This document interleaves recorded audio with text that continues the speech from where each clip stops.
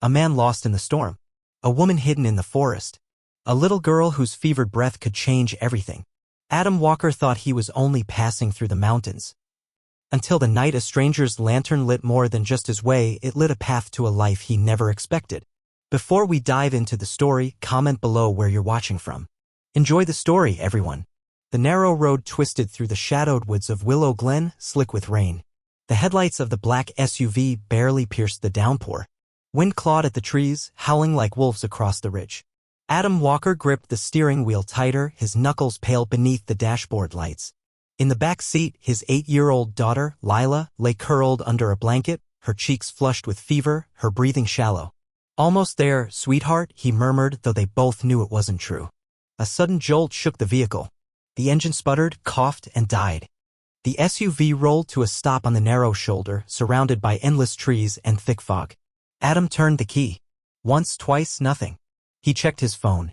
No signal. "Great," he muttered, raking a hand through his rain-soaked hair. Outside, the storm intensified, thrashing wildly. He opened the door, stepping out into the deluge, instantly drenched. "Stay inside, Lila," he called over his shoulder. "I'll see if I can flag someone down." But the road was empty. No cars. No cabins. Only trees, rain, and the tightening fear in his chest. "Daddy," came a small voice. He turned. Lila was leaning out the door, her eyelids heavy, skin unnervingly pale. "I'm cold." He rushed back to her, pulling the blanket tighter around her small body. Her forehead burned against his palm.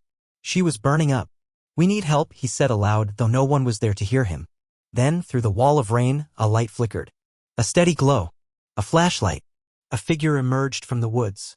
A woman in a hooded poncho, carrying a bundle under one arm and a lantern in her free hand. She moved with swift purpose, boots sloshing in the mud, her eyes sharp beneath the shadow of her hood. "If you stay out here much longer, the girl's going to get worse," she said, her voice calm and direct. Adam stood, instinctively shielding Lila. "Who are you?" "The only one within 5 miles who can help you survive the night," she replied. He hesitated, unsure whether to trust her. But then Lila let out a faint moan, and the woman stepped closer. "I have a dry place, warmth, water. You can't stay here." Adam nodded reluctantly, lifting Lila into his arms. The woman turned and led them into the woods. The path was narrow, weaving through pine and cedar, slick with roots and wet leaves. Adam followed, cradling Lila against his chest, her arms barely holding on around his neck. After about 15 minutes, a soft light appeared ahead.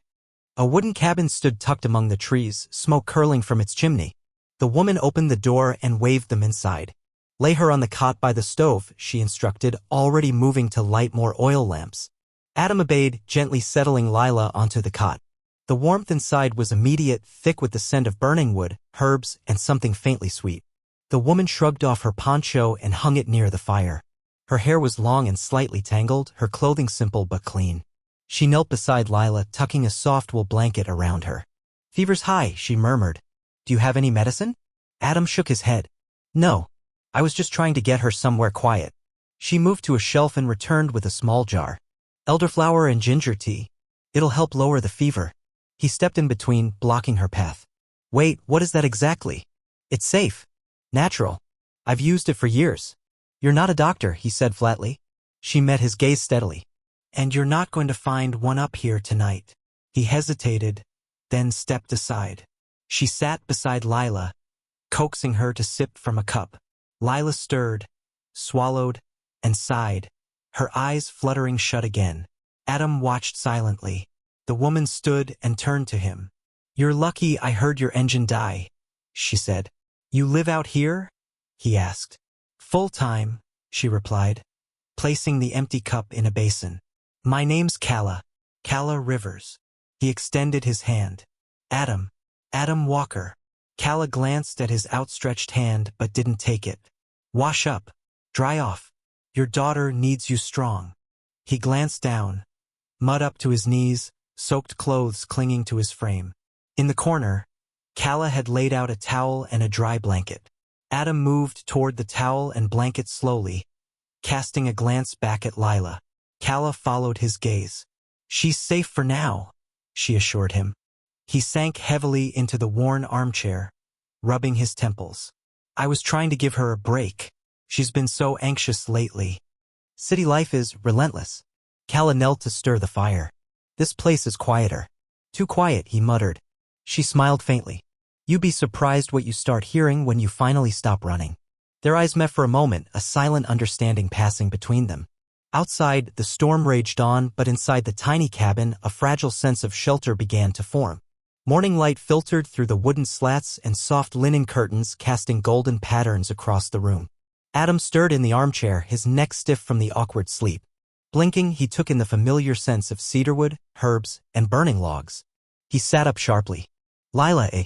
She's here, Calla's voice drifted from the far side of the cabin. Still sleeping. Adam turned to see his daughter lying peacefully on the cot near the fireplace, her cheeks less flushed, her breathing deeper and steadier. A cool cloth rested on her forehead. Calla was crouched beside the stove, stirring something in a clay pot. Her long hair was now tied back loosely, and she moved through the small space with the ease of someone who truly knew it. Her fever broke a little after midnight, Calla said without looking up. The tea helped? She sweated most of it out. Adam shifted closer. What was in it? Elderflower, ginger, wild mint, and willow bark. He frowned. That's not real medicine. Calla finally turned to him, her gaze steady.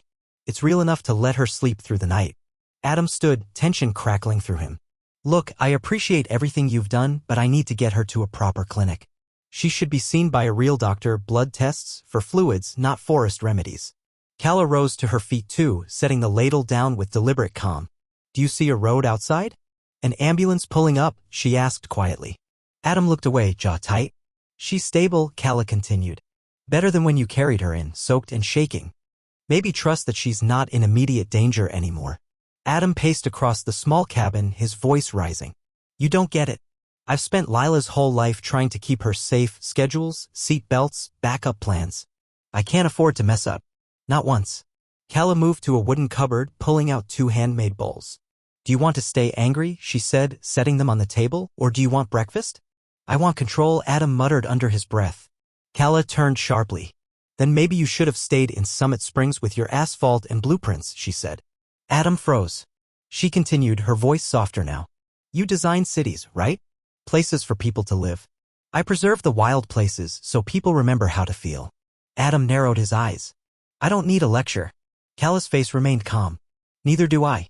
They stood there, 2 worlds clashing in the stillness of a forest morning. Finally, Calla returned to the stove, ladling steaming porridge into the bowls. I built this cabin with my own 2 hands, she said. Everything I eat, I grow or trade. I don't need electricity to feel alive, and I don't need permission to trust the earth. Adam's gaze roamed over the thick wooden beams, the handmade furniture, the rows of dried herbs, and hand-carved tools. You live like this by choice? He asked, disbelief softening into something like wonder. Calla smiled. Yes.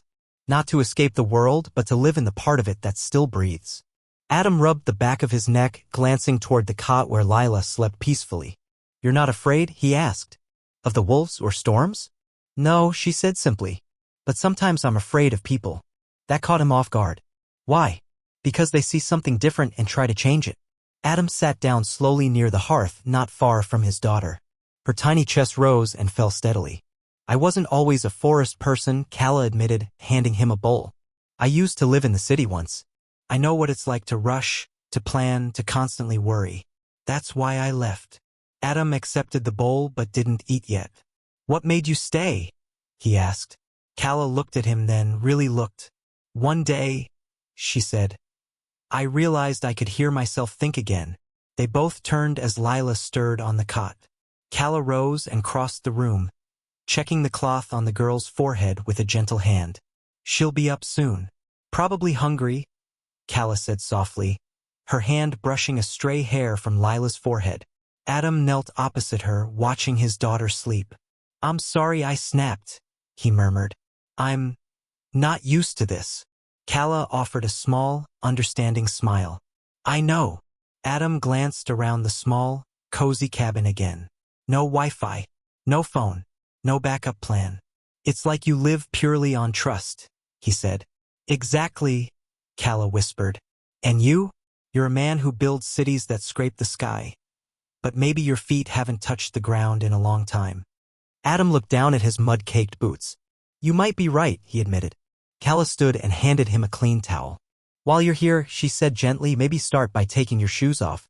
He gave a reluctant half-smile. The storm outside had passed, but something deeper had shifted inside the cabin. A quiet, invisible question had begun to form. What if this pause wasn't just a detour, but the start of something different? By the third day, Adam had given up trying to find a signal. No bars. No rescue trucks. Nothing but the soft rustle of wind in the trees and the occasional bird call. Lila, on the other hand, had adapted almost immediately. She was now barefoot most of the time, her once pristine pink sneakers abandoned near the door. Calla had sewn her a small satchel from cloth scraps, and Lila spent her days filling it with rocks, feathers, leaves, and any other treasures she could name or invent stories about. Adam often watched from the porch as Lila crouched by a mossy log, Calla beside her, patiently showing her how to spot wild mushrooms and draw patterns in the dirt. She doesn't even miss her tablet, Adam muttered under his breath. His mornings were filled with pacing and fruitless attempts to contact his office at Skybridge Developments. Even Calla's old radio couldn't reach Summit Springs. Every failed attempt left him more frustrated, more restless. Here, the only thing that worked was time, and it didn't follow his schedule. One gray afternoon, Adam returned from checking the road, still blocked, still impassable. He stepped inside the cabin and immediately noticed muddy footprints scattered across the floorboards. Then came a sharp shriek. Lila, he called out. She popped her head out from the kitchen, cheeks flushed, hands dirty with soil. Yes, Daddy? He stared at her, exasperated. What happened to you? You're covered in mud. I was helping Calla plant lavender near the creek, she beamed proudly. She said I have gardener's hands. Adam's voice sharpened. This isn't a playground, Lila. You could have gotten hurt or sick. Her face fell immediately. Calla appeared behind her, calm and unflinching. A faint smudge of dirt crossed one of Calla's cheeks, but her voice remained steady. She was fine, Adam. She was with me. Adam turned toward her, frustration simmering. You should have told me. She's 8. What if something had happened? Calla folded her arms across her chest. You designed city parks full of splash pads and climbing sculptures for children to play safely in the open, she said calmly. And yet you panic when your own daughter touches a patch of dirt? She's not a blueprint, he snapped. She's my responsibility. And I respect that, Calla replied, unwavering. But maybe she needs more than protection. Maybe she needs connection. Adam's jaw tightened. You think I don't care? No, Calla said softly. I think you care so much that you've forgotten how to let her live. He stood in silence as she retrieved a towel and handed it to Lila, who stood awkwardly between them, her hands clutched tightly. Go clean up, little bird, Calla said gently. Lila nodded, disappearing down the hallway. Adam sighed heavily, rubbing his temples. I'm not trying to be the bad guy, he muttered. You're not, Calla said quietly. You're just a father who's spent too long trying to build a world that can't break. Adam sat on the edge of the hearth, staring into the fire. I used to think the more I designed, the more I could control buildings, spaces, even emotions, he said quietly. Calla crouched by the fire, adding another log with deliberate care. And what happens when the world grows outside your designs? Calla whispered. The fire crackled softly between them. That night, after Lila had drifted into peaceful sleep, Adam stepped outside. The sky above Willow Glen blazed with stars, clearer and brighter than anything he'd seen in Summit Springs. No city lights, no rumble of traffic. Only the quiet chorus of crickets and the sigh of the forest. Calla sat on an old wooden swing she had tied between two sturdy trees. Adam crossed the clearing and joined her. Thank you, he said quietly. For what? She asked, pushing gently with her foot. For letting my daughter touch the earth without asking permission. Calla smiled, her face silvered by starlight. She reminded me of someone. A girl I used to be, before all the noise. Adam leaned back, staring upward. You really never wanted to go back? I did once, Calla said. Lasted 3 days. I couldn't breathe with concrete under my feet. He nodded slowly. And you? She asked. What would you design if no one told you what it had to be? Adam thought for a long moment. A place where Lila could run barefoot through the grass without anyone telling her to stop. Calla chuckled softly. In the silence that followed, something between them softened. The line between man and architect, between forest and freedom, began to blur. And for the first time in years, Adam wondered if he had finally found the foundation he wanted to build on, not with concrete, but with roots. The next storm rolled in just after nightfall. Rain drummed against the roof of the cabin in furious waves. Wind howled through the trees like a wild symphony. Inside, the fire burned low and the single bulb overhead sputtered once, then went dark. Adam stood by the window, staring at the dead screen of his phone. No signal, he muttered. No power. Perfect. Calla moved calmly, lighting candles along the mantel, casting the room in a soft golden glow. It happens, she said simply, as if welcoming an old, familiar visitor. Lila stirred on the cot, whimpering in her sleep. Without hesitation, Calla crossed the room, knelt beside her, and gently pulled the blanket higher. The little girl twisted restlessly. Without a second thought, Calla lay down beside her, curling an arm around Lila's small frame. She began to hum, a low, tender melody that Adam didn't recognize, but which seemed woven from the forest itself.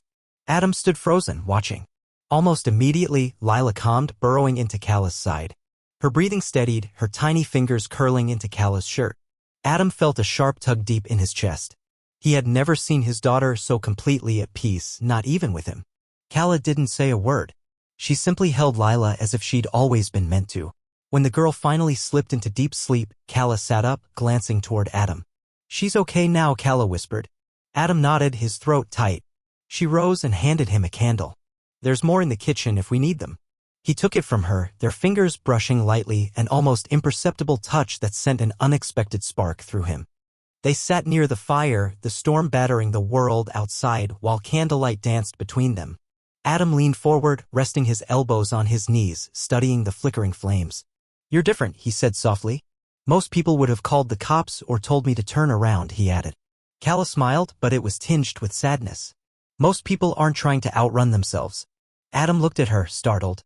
"You didn't bring your daughter up here just to escape noise," Calla said calmly. "You brought her because something inside you is tired of it."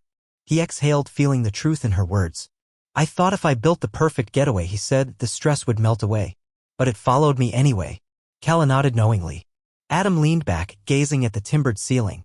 "I spend my life designing spaces for people, parks, homes, plazas. Places where they feel alive. But sometimes," he paused, "I forget how to feel alive myself." Calla lowered her gaze to her hands. "I used to study art, watercolor, mixed media," she said softly. "I wanted to open a gallery once. A bright space, with tall windows and music playing all day long." Adam looked at her gently. "What happened?" Calla's voice was steady but quiet. "My mom died when I was 20, Calla said, her voice almost a whisper. "Cancer. She was the only person who really saw me." She twisted the hem of her sleeve absently. "After she passed, I stopped painting. Dropped out. Moved here. I thought if I surrounded myself with silence, the pain would disappear." Adam listened carefully, his heart heavy. "Did it work?" he asked. Calla glanced toward the window where a streak of lightning briefly lit up the stormy sky. "No," she admitted. "But eventually the forest gave me something else." "What was it?" Adam asked, his voice barely above a whisper. "Presence," Calla said, meeting his eyes. "The pain didn't leave. But at least here, I could feel it without pretending to be okay." Adam studied her closely. In the quiet strength of her posture, the way she spoke without rushing, he saw someone who had stopped running long before he ever realized he had started. "You're brave," he said. Calla raised an eyebrow, a small smile tugging at her lips. "For living without a dishwasher?" "No," Adam said seriously. "For choosing stillness." Silence wrapped around them again, not heavy or awkward, but warm, like a soft blanket. The candle between them burned lower. Adam turned to her, his voice husky with something he couldn't quite name. "I know how to create beautiful spaces. But I'm starting to wonder if I ever knew how to live in them." Calla didn't speak right away. Then gently she said, almost like an echo, "Maybe it's time you build something new." He looked at her, heart pounding. "Not a house," she added. "Not a park. Not even a cabin." She placed a hand softly over her chest. "Maybe you need to start rebuilding here." The fire cracked and popped, the only sound between them. Adam swallowed hard. "That's harder than drawing blueprints," Adam said with a strained smile. Calla's voice dropped to a whisper. "Then maybe stop drawing and just start feeling." Outside, the storm began to weaken. The rain slowed into a soft, pattering rhythm against the roof. Inside, two people, both used to controlling their worlds, sat quietly, no longer trying to escape but starting, for the first time, to stay. The muted morning sun rose behind drifting clouds, casting a soft, golden haze across the mountaintops of Willow Glen. Adam guided the SUV carefully down the winding road. The tires hummed steadily over the wet pavement. Finally repaired, finally moving. But there was no comfort in the smoothness of the drive. The forest, lush and timeless, slipped further away with each turn. In the rearview mirror, the treetops seemed to wave a silent farewell. Neither Adam nor Lila spoke much during the descent. The silence wasn't tense. It was filled with wistful sadness. Lila clutched a small, handmade stuffed raccoon to her chest, the one Kala had sewn for her the night before. Its mismatched button eyes and crooked smile gave it more soul than half the toys back in the city. She didn't look at Adam. She didn't look at the road. She stared out the window, too quiet for an 8-year-old. Finally, her small voice broke the stillness. "I wish we could stay longer." Adam's heart twisted painfully. "I know, baby. Me too," he said softly. But Kala hadn't asked them to stay. She had embraced Lila tightly before they left, whispering something into the girl's hair that Adam hadn't been close enough to hear. Then Kala had turned to Adam, resting her hand briefly on his arm. A steady, wordless touch, and simply said, "Be safe. The road is long, but some paths find their way back." Now that road had led them down the mountain and back into Summit Springs. But everything about it felt wrong. When Adam opened the door to their high-rise apartment, the blast of air conditioning swept over them. What once felt like coming home now felt sterile, artificial. The gleam of polished floors, the sharp-edged furniture, the minimalist decor, all pristine, untouched, and unlived in. Lila didn't say a word. She slipped off her boots, leaving small, wet footprints across the hardwood, and disappeared silently into her room. Adam didn't follow. He stood frozen in the center of the sterile living space, his briefcase still clutched in one hand, staring out the massive floor-to-ceiling windows at the glittering skyline. The view, once a source of pride and inspiration, now made him feel like a stranger in his own life. Later that night, Adam tried to work. He sat at his sleek, glass desk, opened his laptop, and pulled up the resort blueprints for Skybridge developments. The familiar lines and renderings filled the screen: sleek towers, infinity pools, private cabanas, a luxury retreat that would rise right where Kala's cabin had stood. It was supposed to be his masterpiece, his firm's crowning achievement. His name would be etched on everything. But now all Adam could see was concrete cutting through wild lavender, steel stabbing the sky where pine trees had once whispered to the wind. A scar waiting to happen. He leaned back in his chair, exhaled slowly, and pressed the power button. The screen went black. In the reflection of the darkened monitor, Adam saw his own face, and for the first time he wasn't proud of what he had built. The days that followed only deepened Adam's sense of disconnection. Everything in Summit Springs felt louder, sharper, harsher. He heard the screech of brakes and the endless hum of elevators with a new kind of exhaustion, like someone who had tasted silence and was now being shouted at. The walls of his apartment, once admired for their sleek minimalism, now pressed in around him like a cold glass box. Lila had changed too. Once inseparable from her tablet and streaming shows, she now refused screens altogether. She spent her afternoons curled on the living room floor, sketching page after page of trees, mossy rocks, birds in flight, and wildflowers. Kala's face appeared more than once in her drawings, her loose braid, her worn boots, the way she knelt near the garden. Every night, Lila fell asleep clutching the handmade raccoon. Every morning, her first words weren't about school or breakfast. They were questions about the creek, the smell of cedarwood, the wild mint patch by the stream. Adam tried to drown himself in work, desperate for focus. But the spark was gone. Designs that once ignited excitement now felt like sterile geometry. He sat in meetings, nodded at proposals, made decisions he didn't care about while his mind drifted back to stone paths, the smell of rain on moss, Kala's steady hands planting lavender with Lila. On the fourth evening, Adam came home late and found Lila sitting on the balcony wrapped in a blanket too big for her small frame. Her sketchbook lay open on her lap, pages fluttering in the breeze.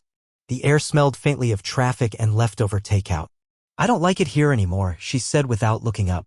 "It smells like plastic." There are no crickets. Adam sat beside her, the familiar ache in his chest settling deeper. "Do you miss Kala?" he asked softly. Lila nodded, her gaze distant. "And the firewood. And the stars. And how quiet it felt," she said. She paused, frowning slightly. "But not the lonely kind of quiet, the good kind." Adam followed her gaze across the glittering city lights stretching endlessly outward. "You know," he said, voice rough, "I think I forgot how to breathe until I was there." Lila turned to him, her dark eyes wide and earnest. "Then why are we here?" she asked. Adam had no answer. But that night, long after Lila had gone to bed, Adam stood alone in the dim kitchen, gripping a cold mug of tea. Something inside him shifted, not a sudden impulse, but a steady, undeniable certainty. The next morning, Adam walked into the towering glass-paneled office of Skybridge Developments. He was greeted with espresso, firm handshakes, bright smiles. They gathered around the long-polished conference table, ready to discuss the project's future. Adam opened the sleek black folder, stared at the blueprints, and then closed it without a word. "I can't go forward with this project," he said calmly. The room froze. "Excuse me?" one of the partners asked, leaning forward. "I'm withdrawing," Adam repeated, his voice steady. "Effective immediately." "This is a multi-million-dollar development," another voice snapped. "Adam, think carefully. What happened?" Adam turned to look out the window. Reflected in the glass were rows of polished suits, chrome fixtures, and the skyline of Summit Springs. But in his mind he saw trees, heard the river, felt the ground beneath his boots. "I went to the site," he said simply. "I met the land and the people who live there. It's not empty wilderness. It's full, alive. And building over it wouldn't be creation," Adam said quietly. "It would be destruction." A heavy silence fell across the boardroom. "You'll be walking away from a lot," one of the executives warned. Adam nodded. "I'd rather lose a contract than lose myself." He picked up his folder and walked out without looking back. Later that evening, as he and Lila packed their bags, she looked up at him with a hopeful smile. "Where are we going, Daddy?" she asked. Adam zipped her bag shut and brushed a strand of hair from her forehead. "We're going back," he said gently. "Back to where we felt alive." Lila hugged her raccoon tightly and whispered, "Back home." Adam took one last look around the polished apartment, and for the first time in years, walking away didn't feel like a loss, it felt like coming home. The forest wasn't just a refuge anymore. It was home. Weeks after returning to Willow Glen, Adam and Lila settled into a rhythm that felt both new and deeply right. Adam had traded his high-rise in Summit Springs for a modest cabin tucked near Cala's place. It had wide windows that welcomed the trees inside and a roof he had helped patch with his own hands. It didn't echo with emptiness, it breathed. Lila started attending the little village school nearby. She came home each afternoon with leaves and twigs tangled in her backpack and stories about hiking lessons, seed sorting, and a girl named Juniper who could talk to frogs. Her laughter was louder now, wilder, free. Adam worked remotely most weekdays. Skybridge Developments had reluctantly agreed to let him consult from a distance. He designed nature centers, parks, and eco-campuses, projects he actually believed in. And when his laptop closed on Fridays, he left the city behind completely. Cala had changed too. She had transformed the old barn behind her cabin into a lively open-air studio for children, calling it Art Haven. There, kids from neighboring villages spent afternoons drawing with charcoal, mixing berry pigments, and painting leaves with their tiny fingers. When Cala laughed during classes, it sounded like the wind dancing through the birch trees. They never labeled what they were. Adam never pushed and Cala never rushed. But everything about the way they lived said one thing clearly. They were a family, not by name, but by rhythm, by choice. Every Saturday morning, they walked together through the bustling village market. Lila ran ahead with a basket nearly bigger than her arms, helping Cala choose apples and bundles of herbs. Adam carried fresh bread and jars of honey, smiling politely at vendors, listening as villagers called him the city man who stayed. One particular morning, the square was especially lively, a harvest festival. Musicians played on upturned crates, children danced barefoot through the mossy square, and couples meandered among stalls selling hand-woven scarves and carved stone jewelry. Without thinking, Adam reached for Cala's hand. He hesitated mid-motion, but Cala didn't. She took his hand without question, lacing her fingers firmly with his. It wasn't for balance. It wasn't out of politeness. It was a declaration. People noticed. Some smiled. Some whispered. Adam didn't care. All he saw was Cala's calm eyes, the sure tilt of her chin. She had never been one for grand gestures. She built walls carefully around herself. But today, in the open light of Willow Glen, she held his hand like it was the most natural thing in the world. Adam squeezed her hand gently. "You sure?" he whispered. Cala smiled, soft but fierce. I'm not a leaf in the wind, Adam. I choose where I grow. And I've chosen. Lila raced back toward them, her mouth full of cinnamon bread. Can we get pumpkin tea too? She mumbled through a grin. Adam laughed. If you can carry the bag. Calla knelt to help Lila adjust the heavy strap over her shoulder. Together, the three of them wandered back through the festive market, hands full, hearts lighter. And as Adam looked around at Calla, at Lila, at the laughter swirling like music through the square, he realized something. He had spent most of his life designing for permanence. Stone, steel, concrete foundations meant to outlast generations. But this fragile, living bond between them. It was the most rooted thing he had ever known. No concrete could hold a family together. Only love could do that, grown slow, wild, and honest. At the edge of the village, where the forest first crept up against the clearing, stood a towering old tree. It had been there the night Adam's SUV broke down. It had stood silent witness to the moment when a lantern first pierced the storm. And now, under its wide branches, wildflower garlands and linen ribbons hung, catching the breeze. Wooden benches lined the natural clearing. The air smelled of pine, lavender, and wood smoke. It wasn't a wedding like the magazines showed. There were no velvet chairs, no champagne towers. There was music played on fiddles and hand drums. There was laughter. There were children dancing barefoot in the moss. Calla stood beneath the ancient tree, wearing a simple off-white dress stitched by a neighbor and dyed with pressed wildflowers. Her hair was loosely braided, with sprigs of fern and tiny forget-me-nots woven through it. She had never imagined herself as a bride. Not really. Not until now. Adam stood opposite her wearing a light linen shirt, sleeves casually rolled up, his boots still muddy from the trail. His gaze never left hers. Between them, Lila stood in a soft green dress, clutching a folded piece of paper nervously in both hands. Her voice was small but sure as she stepped forward between them. Today, Lila said, I want to thank Calla for being my roots, for teaching me to draw with mud and listen to the birds. And my dad, she glanced up at Adam, her voice catching a little, who used to build big cities with towers and lights. But now he builds something even more important. He built a home in my heart. Adam smiled, swallowing hard against the lump in his throat. I love you both, Lila finished, and I hope this tree keeps all our stories. Calla knelt and wrapped Lila into a tight hug, whispering, It already has, little wildflower. They stood hand in hand as the elder of Willow Glen, an old woman with eyes like river stones and a voice worn by time, blessed their union with words passed down through generations. Marriage, she said, is not made by rings or vows spoken in grand halls. It is made in firewood stacked for another. In hands held when no one watches. In every quiet, stubborn choice to stay. Adam turned to Calla, taking her hands into his. You once told me I should rebuild from within, he whispered so only she could hear. I didn't know how. Not until I met you. Calla's eyes shimmered, misted with emotion. I used to think I was just roots, she whispered back. Stuck, grounded, afraid of the sky. But with you, I found something more. She glanced at Lila, standing proudly beside them, and then back to Adam. I found wings. Cheers and laughter erupted as the elder declared them husband and wife. Adam leaned forward and kissed Calla, soft, certain, surrounded by the scent of pine, wood smoke, and the sound of children laughing. Later, the celebration carried into twilight. Lanterns swung from branches overhead, casting a warm golden glow over wooden tables filled with fresh bread, forest berries, and steaming bowls of stew. Lila performed a butterfly dance with two other girls, twirling barefoot through the moss. Calla's young students from Art Haven gifted her a huge canvas they'd painted together, an image of her cabin surrounded by a riotous, blooming garden. As dusk deepened, Adam and Calla sat together on the old wooden swing beneath the tree, their fingers intertwined. You know, Adam said, smiling against her hair.